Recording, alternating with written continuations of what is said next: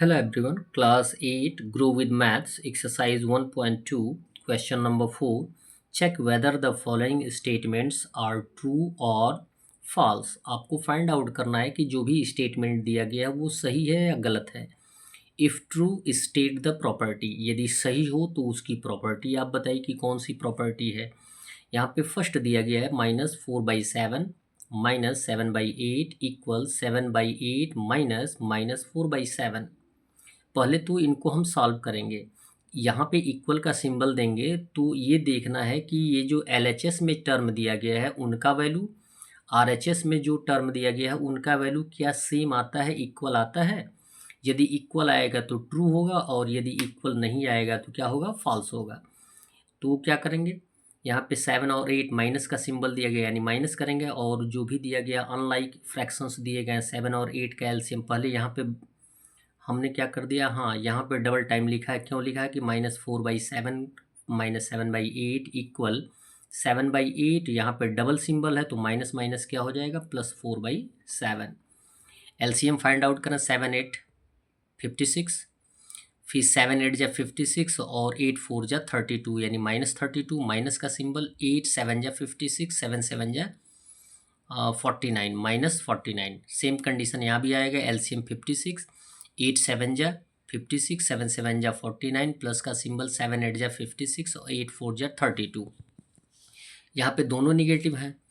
जब भी दो इंटीजर निगेटिव होते हैं तो वो एक साथ जुड़ जाते हैं, आंसर नेगेटिव होता है। तो 49 को 32 में ऐड कर देंगे तो आंसर आ जाएगा 81, जबकि दोनों निगेटिव हैं तो आंसर नेगेटिव होगा।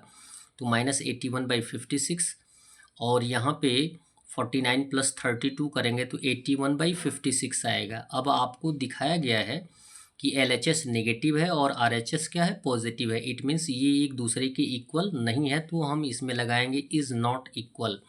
यहाँ पे दर्शाया गया कि LHS is not equal RHS, so ये टर्म क्या हो जाएगा, फॉल्स हो जाएगा। क्यों फॉल्स हो जाएगा, क्योंकि यहाँ पे इक्वल दर्शाया गया है और वैल्यू क्या आ रहा है, नॉट इक्वल, इसलिए फॉल्स हो जाएगा।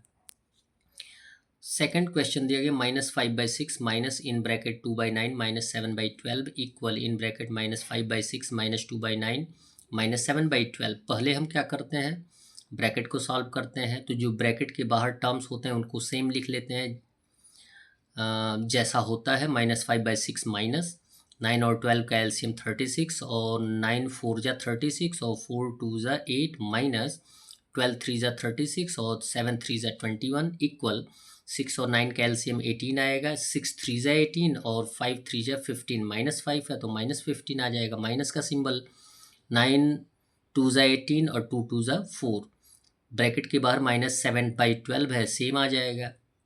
यहाँ पे देखें, ब्रैकेट को हमें पहले सॉल्यूशन फाइंड आउट करना है। जब भी ब्रैकेट कंप्लीटली सॉल्व हो जाता है सिंगल टर्म में तो ब्रैकेट ऑटोमेटिकली हट जाता है। यहाँ पे देखें 8 पॉजिटिव है और -21 नेगेटिव है, यानी एक पॉजिटिव एक नेगेटिव। तो हम क्या करते हैं, माइनस करते हैं। माइनस करने का टर्म वही होता है, बड़े वाले नंबर में से छोटे वाले नंबर को माइनस करते हैं। तो 21 में से 8 माइनस कर देंगे तो 13 आ जाएगा। जब बड़ा वाला नंबर नेगेटिव होता है तो आंसर भी क्या होता है, नेगेटिव होता है। तो अभी भी हमने ब्रैकेट में लिखा है क्योंकि हमारे पास डबल सिंबल है। तो -13/36, यहाँ पे दोनों निगेटिव है, दोनों जुड़ जाएंगे, आंसर नेगेटिव होगा। तो 15 -4 कितना आ जाएगा, -19/18, फिर -7/12। सेम कंडीशन इनको भी सॉल्व करना है। -5/6 और माइनस माइनस क्या हो जाएगा, +13/36 इक्वल 18 और 12 का एलसीएम 36 आएगा। 18 2 जा और 19 2 जा 38 -38 माइनस 12 3 जा 36, 7 3 जा 21। यहाँ पर भी सेम कंडीशन, 6 और 36 का एलसीएम 36 आएगा। 6 6 जा 36 और 6 से -5 में मल्टीप्लाई करेंगे -30 प्लस सेम कंडीशन 36 1 जा 36, 13 का 13 इक्वल, दोनों निगेटिव हैं जुड़ जाएंगे, -59/36। और इन ये देखिए इसमें दो इंटीजर दिए गए, एक नेगेटिव और एक पॉजिटिव। क्लियर है। तो हमें क्या करना है, माइनस करना है। तो 30 में से 13 माइनस कर देंगे तो -17 आंसर आ जाएगा। जबकि LHS और RHS इक्वल नहीं दर्शाए गए हैं तो हम यहाँ लिख देंगे here LHS is not is equal to RHS। So ये भी टर्म क्या हो जाएगा, फॉल्स हो जाएगा। क्यों फॉल्स हो जाएगा, क्योंकि क्वेश्चन में क्या दर्शाया गया है, इक्वल दर्शाया गया है, लेकिन इनका वैल्यू इक्वल नहीं है। क्वेश्चन नंबर 5 दिया गया है, फाइंड द वैल्यू, आपको वैल्यू फाइंड आउट करना है। -5/4 -7/3 इक्वल, वैल्यू फाइंड आउट करना है तो 4 और 3 कैल्शियम 12 आएगा। 4 3 ज़ा 12 इंटू न्यूमरेटर -5 माइनस का सिंबल, और 3 4 ज़ा 12 इंटू न्यूमरेटर 7 मल्टीप्लाई करेंगे 3 इंटू -5 से -15 माइनस का सिंबल, 4 7 ज़ा 28, दोनों इंटीजर नेगेटिव हो गए तो जुड़ जाएंगे, आंसर नेगेटिव होगा, -43/12 आएगा।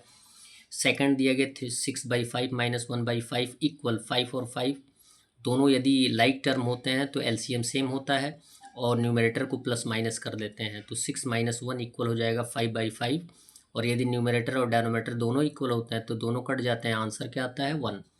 थर्ड दिया गया है 1/3 - 2/9, 3 और 9 कैल्शियम 9 आएगा, 3 3 ज़ा 9 इंटू न्यूमरेटर 1 माइनस 9 1 ज़ा 9 और इंटू न्यूमरेटर 2 मल्टीप्लाई कर देंगे, 3 1 ज़ा 3 माइनस 2 1 ज़ा 2 बाई 9, 3 में से 2 माइनस करेंगे 1/9। फोर्थ दिया गया 9/14 - 13/126, एलसीएम 14 और 126 का 126 आएगा।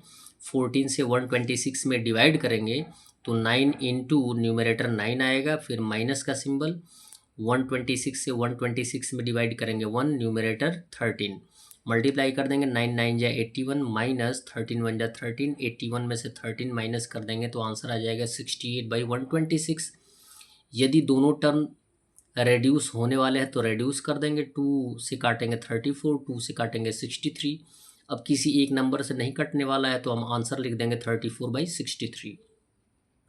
फिफ्थ दिया गया है 13/-32 और -19/42।